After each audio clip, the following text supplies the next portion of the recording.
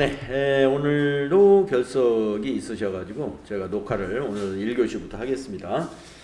자, 어제부터 우리가 이제 TAT 2급 교재로 바꿔가지고 어제 그 유형자산까지 정리를 했습니다.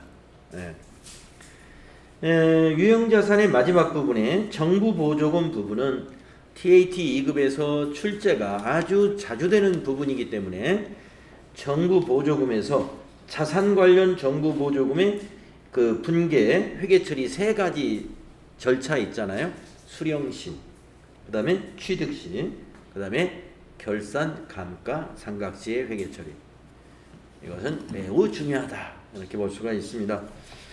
자, 오늘은 이제 무형자산부터 한번 살펴보겠습니다. 여러분, 무형자산, 우리 FAT 1급에서 무형자산의 개정 과목부터 다 알고 계시죠?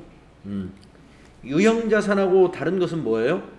물리적 형체가 없다는 것만 유형자산과 차이가 있습니다. 우리가 무형자산이든 유형자산이든 기업에서 보유하고 있으면서 장기간에 걸쳐서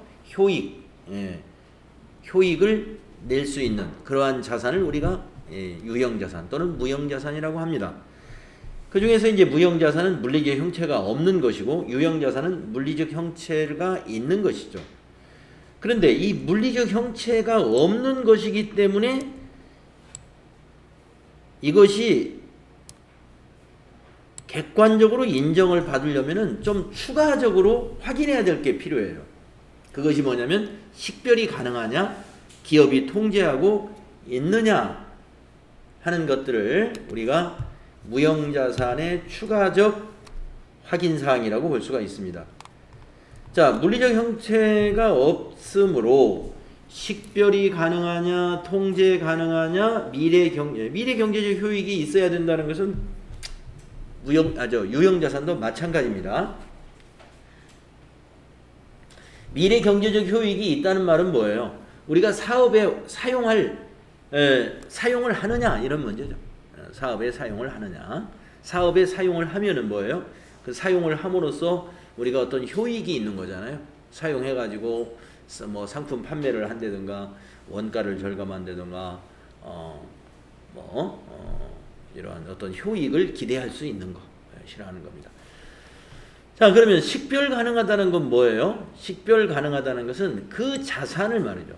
그 해당 무형자산을 우리가 내 마음대로 임대해 줄 수도 있고 매각할 수도 있고 교환할 수도 있고 분배할 수 있음을 의미하는 거예요. 단 다른 자산의 희생 없이 그게 가능해야 된다. 다른 자산하고 어떤 관계가 있어가지고 그 자산, 그 무형자산을 매각하려면 어느 거하고 같이 매각을 해야 된다든가 이런 것은 우리가 식별 가능하지 않은 것이죠. 그러니까 독립적이어야 된다는 것입니다. 그 자산만 우리가 독립적으로 매각할 수도 있고 임대해 줄 수도 있고 교환 거래를 할 수도 있고 분배할 수도 있고 하는 이러한 것을 우리가 식별 가능성이라고 한다는 겁니다. 그리고 이 통제라는 의미는 바로 이 우리 회사의 재산이 맞느냐 하는 것입니다. 그러니까 우리 회사의 자산이라 하면은 우리가 통제할 수 있는 거잖아요. 통제할 수 있다는 게 바로 권리, 법적 권리가 있느냐 하는 그런 부분들을 말하는 거예요. 법적인 권리가 있어야만이 우리가 마음대로 아까 식별 가능성에 나왔던 교환이라든가 매각이라든가 임대라든가 이걸 할 수 있는 것이죠. 그래서 우리가 이제 교육훈련비라든가 마케팅 비용 같은 것은 우리가 미래 경제적 효익을 기대하면서 지출을 합니다. 하지만 우리가 교육훈련비는 비용으로, 마케팅 비용도 광고 선전비로 다 비용 처리를 합니다. 그 이유는 통제가 불가능하기 때문에 그러는 거예요. 교육훈련비, 우리 직원들에게 교육을 시키는 거잖아요. 그러면 직원들에게 무슨 교육을 시키는 목적이 뭐겠습니까? 기업이 미래에 효익을 보기 위해서 직원들을 교육시키는 거예요. 그러면 그것을 우리가 자산으로 잡아야 되느냐? 그렇게 안 잡잖아요. 교육훈련비 해서 비용 처리해버립니다. 우리가 이제 여러분들 우리 AT 시험 준비할 때, FAT 1급 시험 준비할 때, 뭐 회계팀 직원, AT 무슨 교육을 한국회계학원에 위탁해서 교육을 시켰다 하고 계산서를 발급받았다 하면서 여러분 그걸 교육훈련비로 비용 처리했잖아요. 당연히 비용 처리할 거라고 여러분이 생각했을 거예요. 왜 그러냐면은 그 비용은 우리가 누구에게, 사원에게 투자한 거잖아요. 근데 사원을 이렇게 할 수 없잖아요. 네. 사원을 회사가 마음대로 통제할 수가 없어요.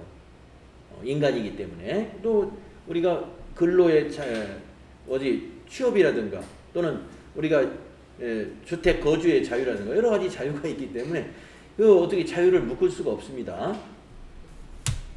마케팅 비용도 마찬가지죠.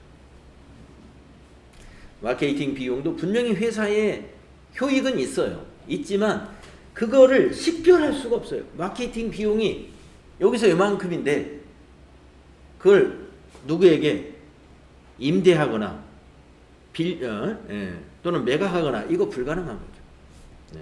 그러나 뭐예요? 특허권이라든가 상표권이라든가 실용신안권이라든가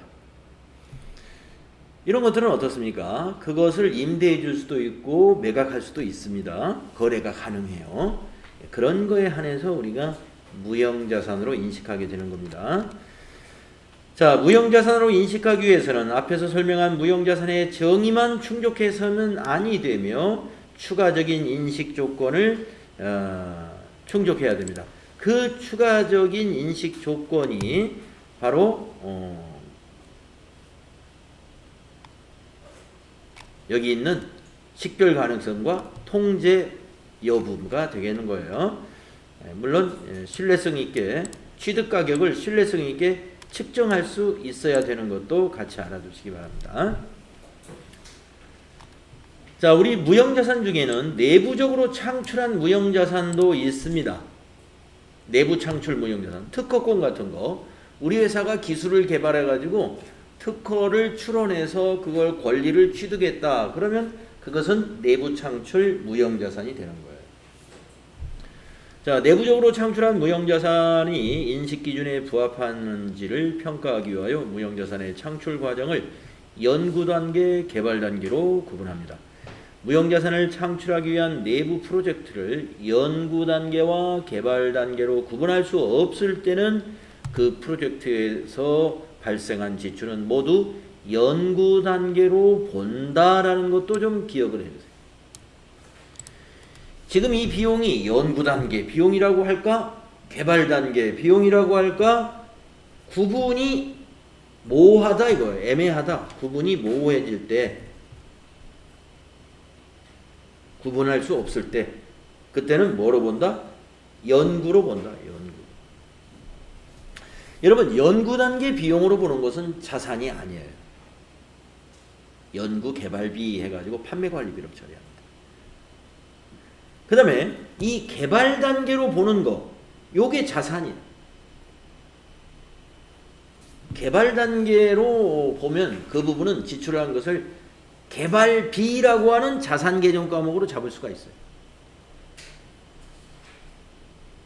그래서 아마 여러분들 처음에 개발비라는 계정 과목을 여러분이 맞이했을 때, 들었을 때 말이죠, 많이 헷갈렸을 거예요. 개발비 비용인데 왜 이걸 자산이라고 그러는가?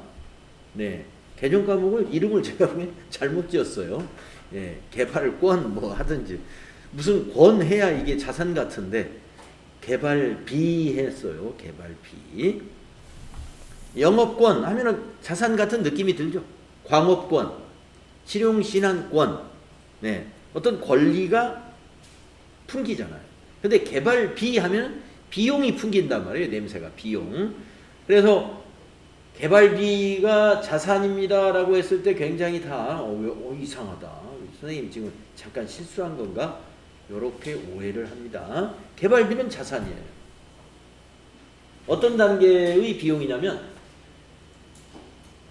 개발 단계로 지출한 것들입니다. 근데 개발 단계로 지출했지만 그 지출한 것을 말이죠. 신뢰성 있게 측정할 수 있어야 돼요. 뭐 대충 금액을 이거 한 2천만 원이라고 하자 이런 정도가 아니라 정확하게 증빙이 있고 그 비용 지출한 것을 신뢰할 수 있는 자료가 있어야 된다 이런 얘기입니다. 아시겠죠? 그래서 연구 단계는 그럼 어떤 것이냐라고 여기 설명이 나오는데요. A를 한번 봅시다. A만 새로운 지식을 얻고자 하는 활동 연구 단계라는 거예요. 연구 결과 또는 기타 지식을 탐색, 평가, 최종 선택 및 응용하는 활동도 연구 단계라는 거예요. 재료나 장치, 제품, 공정 시스템, 용역 등에 대한 여러 가지 대체안을 탐색하는 활동 연구 단계입니다. 뭐 얻고자 하는 활동 뭐 여기 보면은 여기 보시면 이렇게 나오네요. 얻고자 하는 활동, 응용 활동, 뭐 탐색하는 활동, 또 새롭거나 개선된 재료, 장치, 제품, 공정, 시스템, 용역 등에 대한 여러 가지 대체안을 제안, 설계, 평가, 최종 선택하는 활동도 다 연구 단계다.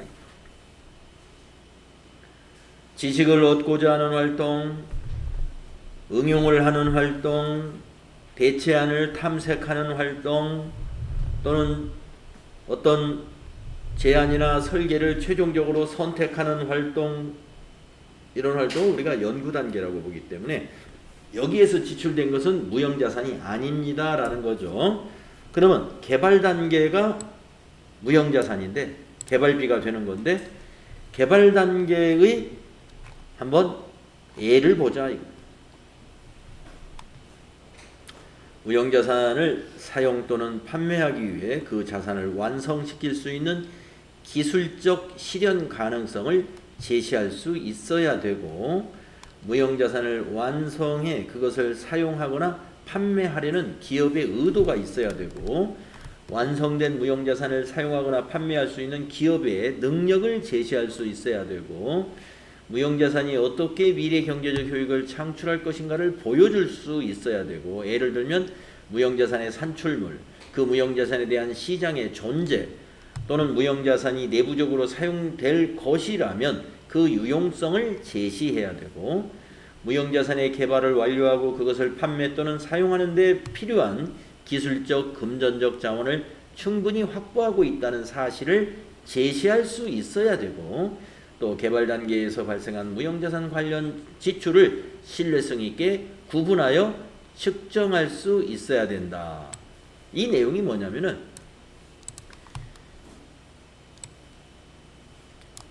우리가 이제 개발비라는 그 무형자산으로 보려면은 이러한 자료를 제시할 수 있어야 된다 이런 얘기입니다. 이러한 자료를 제시할 수 있어야 된다. 그러면 구체적인 예로는 뭐가 있느냐? 자, 위에 있는 이런 자료를 제시할 수 있으면서 그 활동의 예는 아래와 같다. 자, 이제 본격적인 생산을 하기 전에 시작품과 모형을 설계, 제작해서 시험하는 활동, 요거 무형자산으로 잡을 수 있습니다. 개발비로. 새로운 기술과 관련된 공구나 금형, 주형 등을 설계하는 활동, 그 다음에 상업적 생산 목적이 아닌 소규모 시험 공장을 설계, 건설, 가동하는 데 들어가는 비용들 개발비로 포함이 된다. 새롭거나 개선된 재료, 장치, 제품, 공정 시스템 및 용역 등에 대하여 최종적으로 선정된 안을 설계, 제작, 시험하는 활동. 선정까지는 연구비잖아요. 선정하는 것까지는. 그런데 선정된 후에 그 안대로 설계하고 제작하고 시험하는 활동은 이거는 개발 활동에 해당이 됩니다. 자, 무형자산의 인식 그 내부 창출 요건을 왜 이렇게 까다롭게 이렇게 했을까요? 회계 처리 기준에서 이걸 이렇게 해놓지 않으면은 이게 부정한 회계이냐 정당한 회계 처리냐 하는 것을 시비가 걸렸을 때 회계 감사를 한다든가 이럴 때 문제가 생길 수가 있어요. 우리가 어느 대개 제조회사라든가 이런 회사는 연구하는 부서가 다 있습니다. 품질관리 부서라는 것도 있고요. 또 큰 회사는 연구소를 설립해 가지고 거기에 연구 인력이 굉장히 많아요. 그러면 어떤 회사는 말이죠. 그 연구 인력들이 인건비부터 전부 다 개발비라는 무형자산으로 잡아. 예를 들어서 연봉이 5천만 원인 사람의 연구소 직원이 가령 10명이다. 그러면 5억이잖아요. 100명이다. 50억이네요. 그 연구직 직원들의 급여까지 전부 다 개발비 해가지고. 왜 이거 개발비로 했죠? 우리 직원들이 매일매일 연구를 해서 우리 회사 기술이 지금 이만큼 축적이 됐습니다. 그 일상적으로 매일매일 연구하고 탐색하는 활동은 개발비로 잡으면 안 되는 거예요. 그러면 이제 회계감사에서 회계사가 이런 부분은 이거 못 보셨느냐? 우리 회계처리 기준에 이러한 것들은 비용 처리하도록 되어 있는 건데 연구 단계로 봐야 되는 건데 이것은 빼야 된다. 이렇게 할 수 있는 거고 또 그러한 지적에 대해서 우리가 수긍할 수 있어야 되겠죠. 그래서 이게 애매한 것들이 많이 있어요. 이 무형자산이기 때문에 사실 존재하지 않는 것을 말이죠. 자산으로 막 잡아놓는 그런 말이 안 되는 그 분식회계. 경영자가 우리 회사의 재무제표를 좀 좋게 보이려고 하는 욕심이 너무 과하다 보면 그렇게 갈 수가 있어요. 그렇게 갈 수가 있습니다. 무형자산은 눈에 안 보이잖아요. 유형자산 같은 경우는 건물이 하나 있다고 건물 어디 몇 번지에 있는데 딱 등기부 등본이 있고 이런단 말이에요. 눈에 보이고. 근데 무형자산은 개발비 이런 걸 말이죠. 눈에 보이지 않기 때문에. 엄격하지 않으면 여기서 속임수를 많이 쓸 수가 있겠네요. 그죠? 그래서 상당히 이 개발비의 내부 창출 무형자산은 상당히 엄격한 기준으로 잡아야 된다는 겁니다. 자, 그래서 개정 과목에 무형자산 개정 과목 종류 우리 여러분들 다 외웠죠. 영업권, 산업재산권, 광업권, 개발비, 소프트웨어. 이게 무형자산의 개정 과목 이름이죠. 산업재산권은 세부적으로 나누면 이게 특허권, 실용신안권, 디자인권, 상표권 이렇게 세부적인 개정 과목으로 나누어서 표시할 수 있습니다. 그런데 여기서 중요한 게 또 뭐냐? 영업권은 내부 창출을 인정하지 않는다 하는 것을 또 여러분이 기억을 해줘야 되는 거예요. 나머지는 다 내부 창출 있을 수 있어요. 내부 창출 있을 수 있어요. 그런데 영업권은 내부 창출을 인정하지 않습니다. 자, 영업권이라는 것은 기업의 좋은 이미지라든가 우수한 경영 실력이라든가 뛰어난 영업망이라든가 영업 시스템 또는 위치, 회사의 위치도 중요하죠. 위치. 이런 것 등으로 이제 기업이 실제 자산보다 더 프리미엄이 붙는 거, 그걸 말하는 거예요. 영업권이라는 게. 그런데 내부 창출을 인정하지 않기 때문에 우리 회사가 어느 일정한 지역에서 굉장히 장기간 동안 회사가 별 사고 없이 좋은 이미지로 우수한 경영을 해가지고 아주 명성이 높은 그런 기업이 되었다라고 한번 봅시다. 가령 삼성전자를 그렇게 한번 생각해 보세요. 우리나라에서 제일 가는 전자회사이고 뭐 이렇다 이런 여러 가지 그 명성들이 있어요. 그래서 삼성전자가 2022년 때 자, 우리 회사 영업권 이걸 가치로 얼마를 볼까 해가지고 한 1조 원 정도를 영업권으로 딱 자산으로 잡았다고 보겠습니다. 인정할 수 없다 하는 겁니다. 좋은 이미지, 경영진, 뛰어난 영업망, 유리한 어떤 위치 이런 것들을 스스로 금전으로 환산해가지고 자산으로 잡는 거 이거는 인정이 안 돼요. 그러면 영업권은 그러면 언제 영업권을 우리가 표시할 수 있느냐? 여기 나오죠.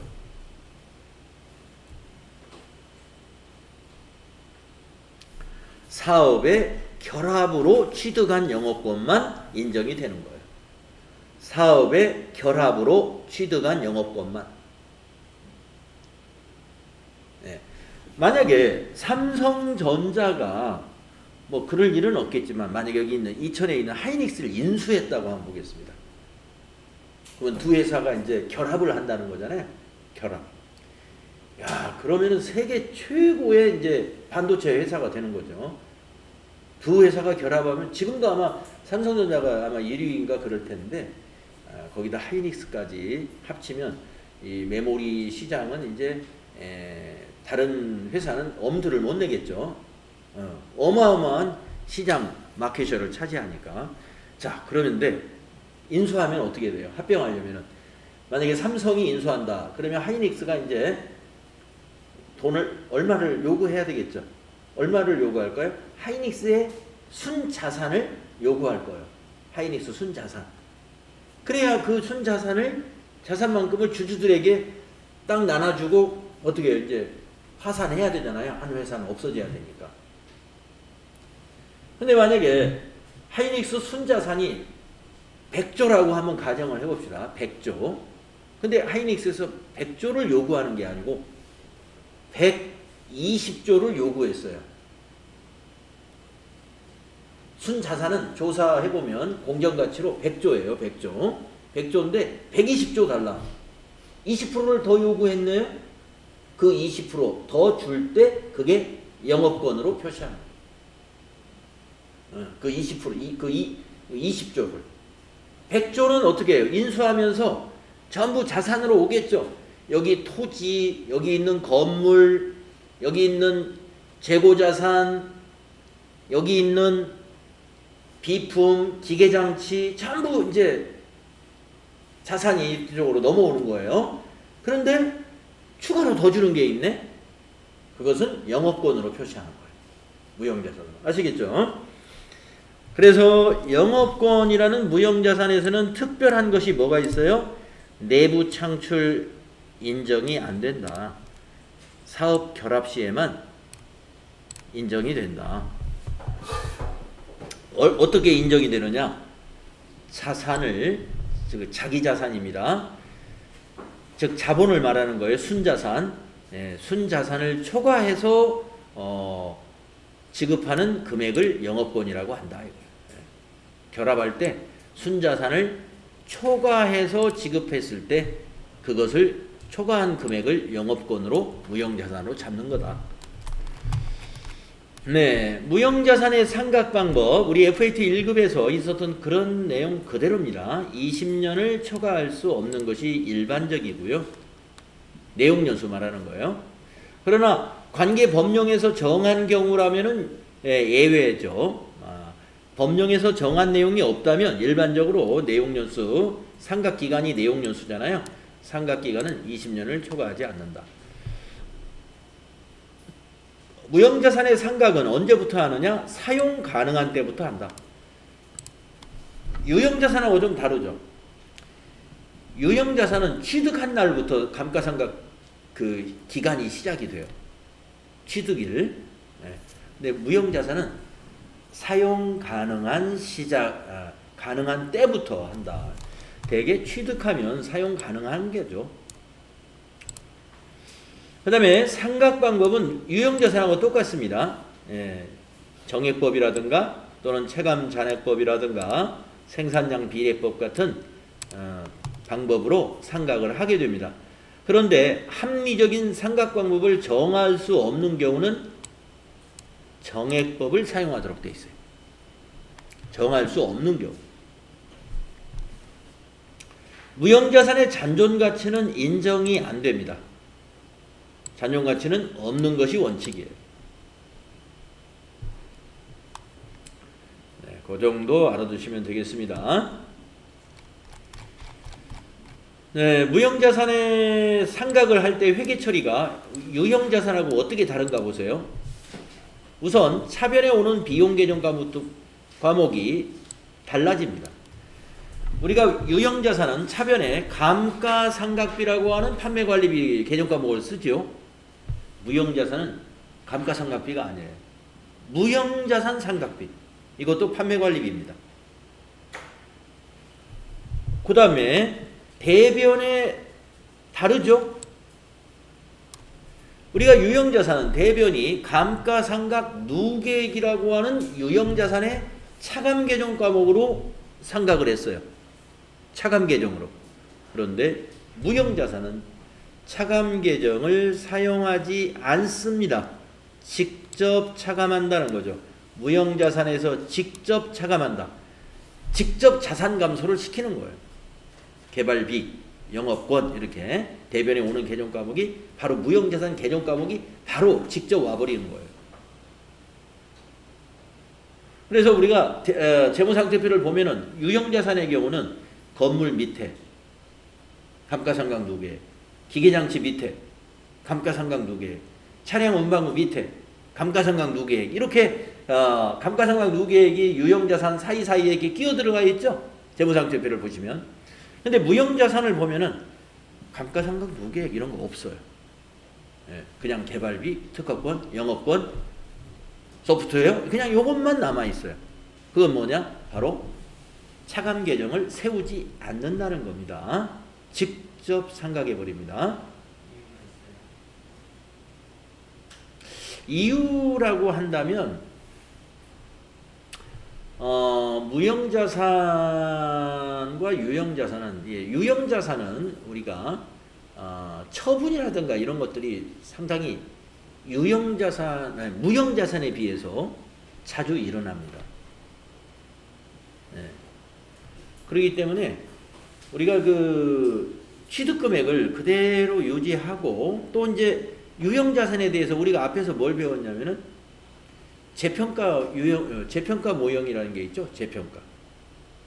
그렇기 때문에 취득금액을 장부에 기록을 해서 관리를 하는 거고 무형자산은 재평가도 없고 또 무형자산을 중도에 매각한다든가 매도하는 그런 일들이 흔한 일이 아니에요. 아마 그런 이유 때문에 굳이 복잡하게 차감 계정을 만들지 않는 것 같아요. 쉽게 하는 거예요. 회계 처리 자체를 쉽게 한다. 자, 그러면은 이제 무형자산 복습이 다 끝났습니다. 그 다음에 이제 기타 비유동자산 계정 과목으로 여러분 임차 보증금이라는 거 있는 거 아시죠? 전세권, 그 다음에 장기성 외상매출금이나 장기성 받으러움이 모두 기타 비유동자산에 해당되는 계정 과목입니다. 다음은 이제 부채로 넘어가 보겠습니다. 자, 부채는 유동부채와 비유동부채로 나누어지죠. 자, 유동부채는 계정 과목이 매입채무, 또 단기차입금, 선수금, 예수금, 미지급비용, 선수수익 이런 것 등이 있다.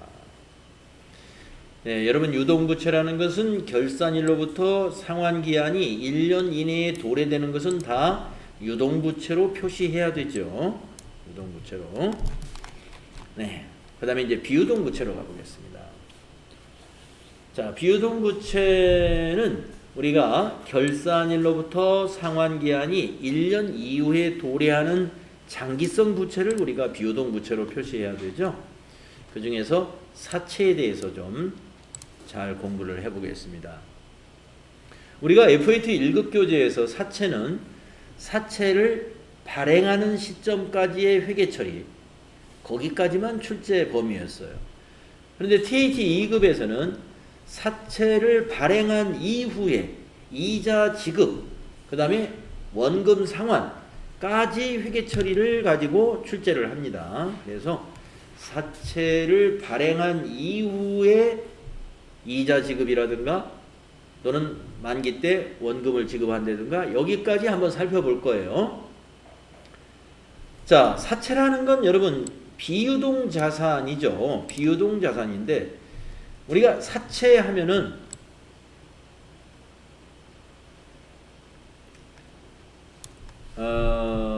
우리가 개인 간의 돈을 빌려주고 빌리고 하는 것을 우리가 사채라고 지금 쓰고는 있죠.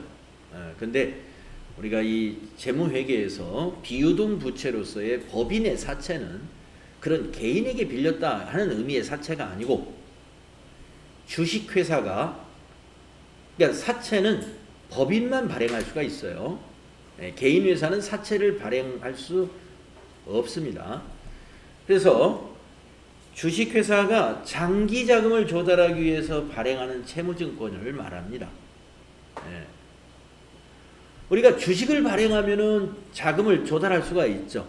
근데 주식을 발행하려면은 우리 회사 주식을 사줄 주주가 있어야 주식을 발행하는 거예요. 우리 회사가 굉장히 장래가 촉망된다든가 그래야 우리가 그 주식을 상장해 가지고 주주를 공개 모집하지 않습니까? 잘 나가는 회사들이 여러분 주식을 상장해서 주주를 이렇게 모집하죠. 이름도 모르고 그 회사가 어떤 비전이 있는지도 사회적으로 알려져 있지 않은데 자 상하탑 컴퓨터학원 주식을 발행하겠습니다 해도 아무도 우리 회사 주식을 사주려고 하지 않을 거예요. 그러니까 자금 조달을 위해서 주식을 발행할 수 있다? 그거는 상장 기업 정도는 되어야 그게 가능한 거예요. 그러면 법인 회사가 전부 상장을 하느냐? 그러지 않죠. 법인 회사들 상장하지 않은 회사도 있습니다. 자, 그래서 법인이 자금을 조달하는 방법은 두 가지가 있습니다. 그래서 세 가지가 있는 셈이에요. 주식을 발행하는 방법, 또 사채를 발행하는 방법, 하나는 은행을 상대해서 차입을 하는 방법이 있죠. 자, 그러면 여기는 뭐냐? 법인이 채무증권, 채권을 발행하는 것을 우리가 사채라고 합니다. 사채는 개정 과목 중에 하나예요. 그러면 법인이 사채를 발행하려면요, 이 사채라는 유가증권이거든요. 이 채무증권을 발행하려면 법인이 우리나라에 이제 그 법인을 그 법인이 사채를 발행할 정도의 능력이 있는 법인이냐 하는 것을 심사를 해야 됩니다. 그래서 금융감독원 등의 국가로부터의 심의를 거쳐서 이 법인 채무증권 즉 채권을 발행할 능력이 있다. 왜 그러냐면 아무 회사나 전부 채권을 발행하게 되면 그게 또 뭡니까? 사회적으로 문제가 될 수도 있죠. 그렇기 때문에 일정한 요건이 되면 승인이 납니다. 그러면 채무증권을 발행하게 됩니다. 자, 그래서 그 채무증권에는 약정이 되어 있어요. 이자를 어떻게 지급하겠다라고 약정이 되어 있습니다. 그리고 시기도 거기에 나와 있습니다. 일정한 시기, 연 1회 매년 12월 31일 날 지급하겠다든가 연 2회 하면은 뭐 6월 30일과 12월 31일 이렇게 지급하겠다든가 시기도 약속이 되어 있죠. 이러한 것을 약속해 놓은 증서, 이것을 우리가 사채라고 하고요. 채권이라고 합니다. 채무증권. 자, 현금의 흐름이 이렇게 됩니다. 회사가 발행을 하지 않습니까? 여기 사채권을 이렇게 투자자에게 줍니다. 이 투자자라는 건 꼭 개인만을 말하는 게 아니에요. 금융회사도 사채를 우리 회사에 투자할 수가 있고 다른 법인들도 우리 회사에 사채를 투자할 수 있는 거죠. 그래서 사채권자라고 해서 사채권자가 전부 개인이다 이렇게 오해하면 안 됩니다. 개인이 아니고 금융기관이나 또는 다른 법인도 사채권자가 될 수 있습니다. 우리가 이제 그 국가의 공기금을 운영하는 그 기관들이 많이 있죠. 국민연금관리공단이라든가 건강보험관리공단 이런 데서도 우리가 채권 투자라든가 주식 투자라든가 이런 것들을 하고 있어요. 그런 그 연금이나 기금 같은 거를 관리하는 공단에서도 거기서도 좋은 회사의 사채 또는 좋은 국가의 국채가 있으면 거기에 투자합니다. 그래서 사채권자라는 건 꼭 개인이 아니에요. 국가도 될 수가 있고 법인이나 금융기관이 될 수 있습니다. 자, 그러면은 사채권을 이렇게 약속한 걸 줍니다. 그리고 현금을 받아요. 그리고 이 현금을 이용하게 됩니다. 자, 그 다음에 약속한 대로 어떻게 해야 돼요? 이자를 일정한 기간마다 이자를 사채권자에게 지급을 합니다. 법인이. 만약에 3년을 만기로 했다면은 나중에 3년이 되면은 원금을 있죠. 그 액면에 표시된 금액이 있어요. 그걸 또 상환해야 돼요. 마지막에. 이런 흐름으로 간다는 거죠. 그러니까 돈을 여기서 100만 원을 받았다라고 하면은 나중에 100만 원 여기서 돌려주게 되는 거예요. 그리고 그 사이에는 이자를 지급하게 되는 것이죠. 우리 개인 간에 돈 빌리는 거하고 이 흐름은 똑같습니다. 차용증 서주고 돈 빌리는 거 그것과 똑같아. 나중에 만기 언제 갚겠다 했으면 그때 마지막에 원금을 돌려주는 거잖아요. 그래서 내가 채무증권 하면은 국가가 발행한 채무증권은 국채라고 하고요. 공공기관이 발행한 채무증권은 공채라고 하고요. 법인이 발행한 채무증권을 사채라고 합니다. 그래서 국공채 하면은 국가나 공공기관이 발행한 채무증권이요. 사채 하면은 법인이 발행한 채무증권이다.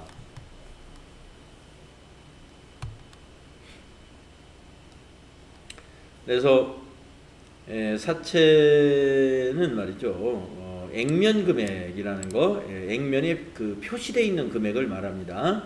그래서 용어를 좀 살펴보면은 액면 금액을 우리가 표면에 기재된 금액을 가리키는 말이에요. 그 액면 금액을 최종적으로 나중에 상환해야 될 금액입니다. 그 다음에 액면 이자율이라는 말이 있어요. 액면 이자율은 아까 그 액면 금액하고 똑같은데 사채에 이자율이 표시되어 있습니다. 그래서 사채에 적혀 있는 이자율, 이것을 액면 이자율 이렇게 불러요. 다른 말로는 표시 이자율이라고도 합니다. 다음에 시장 이자율이라는 말이 있는데요. 시장 이자율이라는 것은 자본시장에 참여하고 있는 일반 투자 대중이 사채를 구입하는 것 대신에 다른 곳에 돈을 빌려주면 받을 수 있는 이자율. 자, 다른 곳에 돈을 빌려주면 받을 수 있는 이자율이다. 일반적으로 은행에 예금을 하면 얻을 수 있는 이자율을 우리가 시장 이자율이라고 보면 돼요. 예. 우리가 은행에 예금한다는 건 은행에다 돈을 빌려주는 거예요. 돈을 빌려주면 은행에서 돈을 사용을 하고 이자를 주죠. 자, 시장 이자율하고 여기 액면 이자율은 항상 일치하지 않습니다. 그래서 그것을 우리가 그 차이를 극복시키기 위해서 우리가 이제 사채를 말이죠. 할인해서 발행을 한다든가 아니면 할증해서 발행을 한다든가 하는 거예요. 사채의 할인 할증 발행은 주식하고 다릅니다. 주식은 회사의 인기도가 높으면 높게 발행을 하죠. 그런데 사채는 시장 이자율하고 비교해서 하는 거예요. 시장 이자율보다 우리가 주겠다는 이자가 높으면 할증 발행을 해야 돼요. 할증 발행. 그런데 우리가 주는 표시 이자율보다 시장 이자율이 낮으면 할인 발행해 줘야 돼요. 제가 죄송합니다. 거꾸로 말했습니다. 예. 자, 우리가 발행하는 이자율이 10%예요. 10%. 근데 시장에서는 이자율이 12%, 2% 높아요. 그럴 때는 할인 발행해야 돼. 100원짜리를 100원에 발행하면 안 돼요. 그러면 안 사. 예. 우리가 이자율이 3년간 2%씩 낮게 주겠다고 하는데 100원짜리 사채를 100원에 판다고 하면 살 사람이 아무도 없죠. 자, 우리가 이자율이 지금 표시된 이자율이 2% 낮으니까 현재 은행의 이자율보다 2% 낮으니까 우리는 100원을 99원에 팔게 이렇게 낮춰서 파는 게 발행하는 것을 우리가 할인 발행이라고 그래요. 그 반대는 할증 발행이에요. 그 반대는 우리가 표시한 이자율이 10%인데 지금 은행의 이자율은 8%예요. 우리가 높아. 그러면 우리도 은행에서 빌리면 더 낮은 이자율로 돈을 운영할 수 있는데 사채 발행하는 바람에 2% 높게 쓰는 거잖아요. 그러니까 원금을 좀 액면 표시한 것보다 높게 팔아요. 100원짜리를 110원에 판다든가. 이렇게 하는 것을 우리가 할증 발행이라고 합니다. 자, 그래서 지금 말씀드린 게 그 다음 페이지에 있는 이 표가 되겠습니다.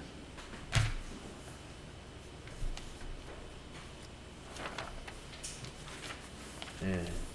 이자율과 사채 발행 금액과의 관계라고 하는 게 있죠. 네. 그래서 할인 발행은 언제 하냐, 액면 발행은 언제 하느냐, 할증 발행은 언제 하느냐 하는 것을 얘기하는 거예요. 자, 아까 말씀드린 대로 시장 이자율이 높으면 우리는 할인 발행할 수밖에 없어요. 자, 같으면 그냥 액면가 그대로 발행하면 돼요. 같으면. 그런데 이번에는 액면 이자율이 높아요. 우리가 이자를 더 주기로 했어요. 시장보다. 그러면 우리는 원금을 높여서 받아야죠. 그래서 할인 발행, 할증 발행이 존재하는 것입니다. 여기서 액면금액이라는 건 원금을 말하는 거예요. 원금. 즉 액면금액만큼 만기 때 돌려줄 돈이에요. 법인이 사채권자에게 돌려줄 돈. 그러니까 할증 발행했다는 건 뭐냐면은 돌려줄 돈보다 돈을 더 받은 거예요. 100원을 돌려줄 건데 처음에 사채 팔 때 110원을 받았다 이런 얘기예요. 그게 할증 발행이에요. 할인 발행은요, 100원을 돌려줄 건데 그 사채를 팔 때 90원에 파는 거예요. 100원 못 받았어. 그게 할인 발행이에요. 왜 할인 발행했어요? 우리가 매년 주는 이자율이 낮으니까. 네, 여기 낮으니까. 네, 낮은 건 이거죠. 액면 이자율이 작잖아요. 낮으니까 할인 발행. 액면 이자율이 높을 때는 할증 발행. 자, 이제 사채 발행 시 회계 처리 한번 볼까요? 사채 발행 시 회계 처리. 매입자 입장에서는 볼 필요는 없습니다. 매입자 입장에서는. 매입자는 사채를 살 때 매도 가능 증권 아니면 만기 보유 증권 또는 단기 매매 증권이라는 자산 잡으면 되는 거예요. 자기가 취득한 금액으로. 그러니까 이건 자산에서 배웠잖아요, 이건. 그래서 우리는 지금 부채를 공부하는 거니까 발행자, 사채 발행자의 회계 처리만 잘 이해하시면 돼요. 자, 그래서 액면 발행을 했다 그러면 한 줄로 분계가 돼요. 한 줄로. 이거 사채 발행에 대한 거 혹시 메모해 놓은 거 없나?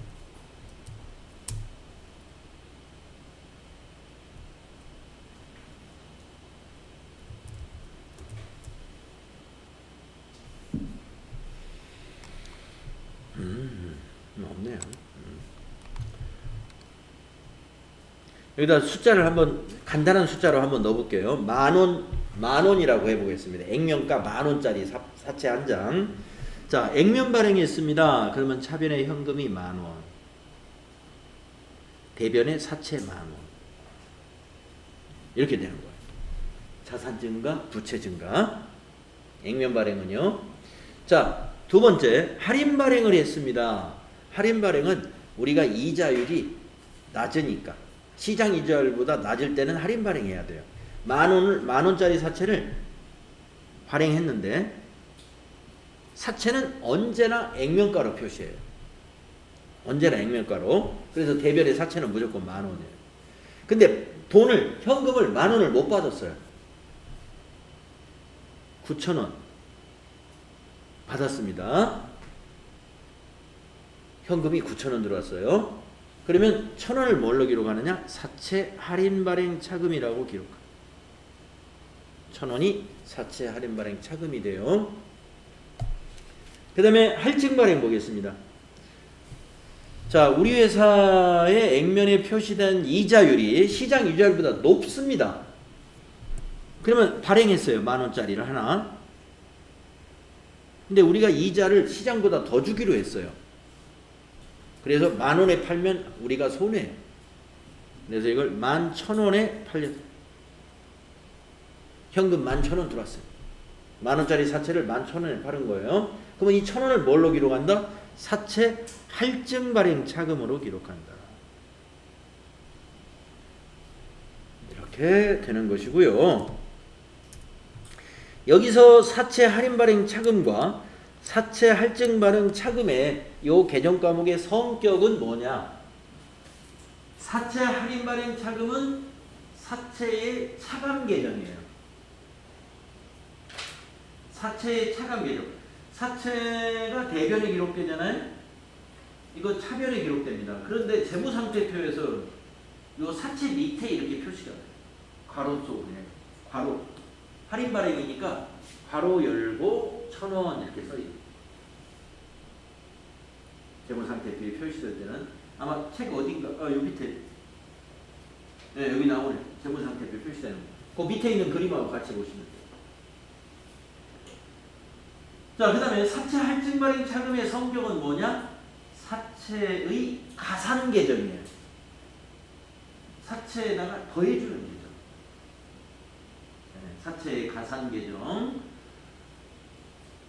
그러면 이제 여기서 장부금액이라는 얘기가 나오거든요. 자, 요 시점에서 할인 발행했을 때 지금 시점에 사채의 기초 장부금액이 얼마입니까? 하면은 9,000원입니다 하는 거예요. 9,000원. 왜냐?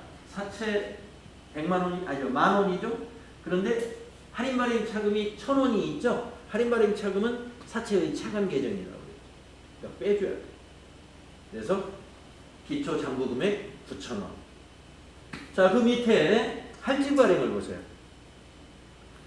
할증 발행 시 요 사채의 기초 장부금액이 얼마입니까? 그러면 11,000원. 11,000원. 가산 계정이에요. 사채의 가산 계정이기 때문에 가산 계정은 더해서 장부금액으로 장부금액이라고 부르고 할인 발행 차금, 차감 계정은 빼가지고 장부금액이라고 하는 거예요. 네. 우리가 유형자산에서 감가상각 누계액을 빼서 유형자산의 장부금액이라고 하는 그 원리하고 같은 것입니다. 자, 밑에 그림 아까 보셨죠? 자, 액면 발행의 경우는요, 사채를 그냥 한 줄로 표시합니다. 그런데 할인 발행을 했잖아요. 사채를 이렇게 두 줄로 표시해요. 윗줄에는 사채 10,000원, 밑에 괄호 열고 사채 할인 발행 차금 1,000원. 할증 발행했잖아요. 이것도 두 줄로 표시해요. 사채 10,000원, 사채 할증 발행 차금 1,000원. 네, 재무상태표에는 이런 형식으로 표시가 됩니다. 그러면 이 자리에 써지는 건 어떻게 써질까요? 이 자리에. 이게 장부금액이 써지는 거예요. 여기에 할인 발행을 했기 때문에 여기가 10,000원이고 여기가 1,000원이잖아요. 그러면 여기가 9,000원이라고 써지는 거예요. 장부금액이. 그 다음에 할증 발행했을 때는 여기 사채가 10,000원이고 할증 발행 차금이 1,000원이잖아요. 그러면 여기 11,000원이라고 표시돼요. 11,000원. 여기서 이제 요 1,000원은 괄호 속에 들어가 있는 것입니다. 1,000원은 괄호 안에 들어있는 거예요.